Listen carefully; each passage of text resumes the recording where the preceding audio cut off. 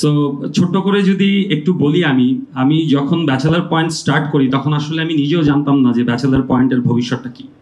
কিন্তু আমি সিরিয়ালটা শুরু করেছি একদম সততার সাথে। আমার যতটুকু বাজেট ছিল, যতটুকু সাধ্য ছিল, আমি চেষ্টা করেছি আমার বেস্ট এফোর্ট দিয়ে কাজটা করতে। আমি আসলে আজকে সবাই কথা বলছিল, প্রত্যেকে কথা বলছে, সবাই সবার ফিলিং বলছে, আর আমি আসলে এখানে বসে বসে ইমোশনাল হয়ে যাচ্ছিলাম, কারণ আমি ফ্ল্যাশব্যাকে চলে যাচ্ছিলাম যে কিভাবে ব্যাচেলার পয়েন্ট শুরু হলো আর আজকে আমরা কিভাবে আসলাম। সো ছোট্ট করে যদি একটু বলি, আমি আমি যখন ব্যাচেলার পয়েন্ট স্টার্ট করি তখন আসলে আমি নিজেও জানতাম না যে ব্যাচেলার পয়েন্টের ভবিষ্যৎটা কি। কিন্তু আমি সিরিয়ালটা শুরু করেছি একদম সততার সাথে। আমার যতটুকু বাজেট ছিল, যতটুকু সাধ্য ছিল, আমি চেষ্টা করেছি আমার বেস্ট এফোর্ট দিয়ে কাজটা করতে। আমার কাছে সুযোগ ছিল, হয়তো তখন আমি বাজেটের কথা চিন্তা করে অনেক কিছু কম্প্রোমাইজ করতে পারতাম, কিন্তু যখন আমার যেটা করতে ইচ্ছা করতো আমি ব্যাচেলার পয়েন্টে সবসময় সেটাই করতাম। আমার সাথে শুরু থেকেই আমার এক্সিকিউটিভ প্রডিউসার তহিদ তালুকদারও আমার সাথে সবসময় ছিল, ওকে অনেক ধন্যবাদ। তো আমাকে সবসময় বলতো যে ভাই, এটা করলে তো খরচ বেড়ে যাবে, এটা করা ঠিক হবে না, এটা না করি, ওইটা না করি। কিন্তু সবসময় আমি বলতাম যে আচ্ছা, আমরা বাজেটের কথা চিন্তা না করি, আগে প্রজেক্টটা করি, তারপর দেখা যাবে কি হয়। তো প্রত্যেকবার আমরা এভাবে করে ব্যাচেলার পয়েন্টে শুটিং করতাম, তারপরে বলতো এই যে ভাই, এবারও তো বাজেট বেড়ে গেল, কি হবে? বললাম আচ্ছা, করতে থাকি করতে থাকি। সেই করতে করতে আজকে আমরা সিজন 5 পর্যন্ত চলে আসলাম, দীর্ঘ 7টা বছর পাড়ি দিয়ে দিলাম। সবাইকে অসংখ্য ধন্যবাদ এই যাত্রায় পাশে থাকার জন্য। আর ব্যাচেলার পয়েন্ট এটা আসলে ইটস লাইক মাই বেবি। আমি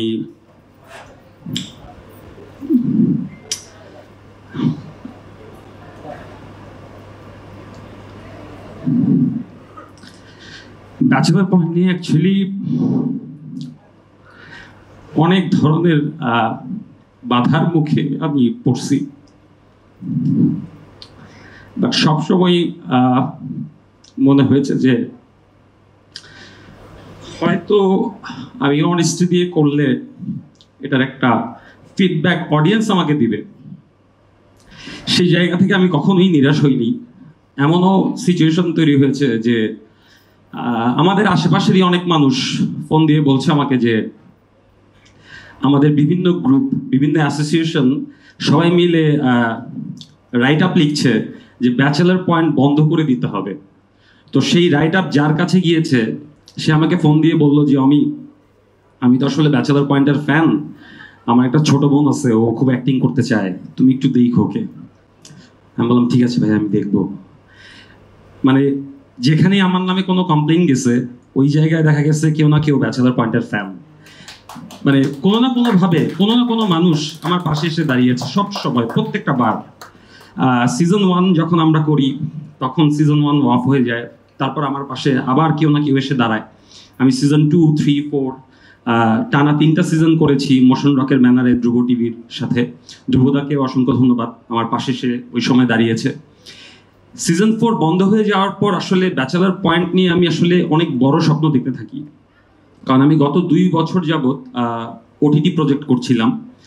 সো আমি ওটিটি প্রজেক্ট করতে গিয়ে আমার এক ধরনের সিনেম্যাটিক এক্সপিরিয়েন্স হয়, যেটার জন্য আসলে সবচেয়ে বড় অবদান হচ্ছে মঞ্জু ভাইয়ের।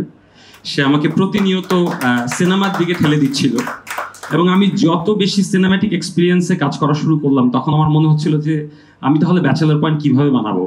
ব্যাচেলার পয়েন্ট যদি আমি সিনেমার মতো করে বানাতে যাই, সেক্ষেত্রে এটা তো আসলে অনেক বড় হয়ে যাবে, অনেক বড় বাজেটে চলে যাবে, এতগুলো এপিসোড আমি কিভাবে বানাবো। তো সেই কিভাবে বানাবো করতে করতে আমার আসলে 2.5 বছর চলে যায়। তারপর দেখলাম যে আমার আসলে এটা তো বানাইতে হবে, অডিয়েন্স তো চাচ্ছে ব্যাচেলার পয়েন্ট সিজন 5। তখন মুশফিকুর রহমান মঞ্জু ভাই আবারও আমার পাশে এসে দাঁড়ায় যে এবার ব্যাচেলার পয়েন্টকেই আমরা সিনেম্যাটিক এক্সপিরিয়েন্স দিব অডিয়েন্সকে, ব্যাচেলার পয়েন্ট কি আমরা সিনেমার মতো করে বানাবো, তুমি যেভাবে স্বপ্ন দেখতেছো ঠিক সেভাবেই আমরা বানাবো। সো তখন আমি সাহস পাই। বঙ্গকে অসংখ্য ধন্যবাদ, ফায়াজ ভাইকে অসংখ্য ধন্যবাদ যে বঙ্গ আমার স্বপ্ন পূরণে আমার পাশে এসে দাঁড়িয়েছে এবং আমাকে ফুল ফ্রিডম দিয়েছে যে তুমি যেভাবে স্বপ্ন দেখছো ব্যাচেলার পয়েন্ট নিয়ে, আমরা তোমার পাশে আছি। এবং বঙ্গের সাথে সাথে টিভি পার্টনার আমাদের চ্যানেল আই, এবং আমি পাওয়ার্ড বাই হিসেবে ন্যাশনাল এগ্রিগিয়ারকে পাশে পেয়েছি, সিগনেচার পার্টনার হিসেবে প্যালেসকে পাশে পেয়েছি।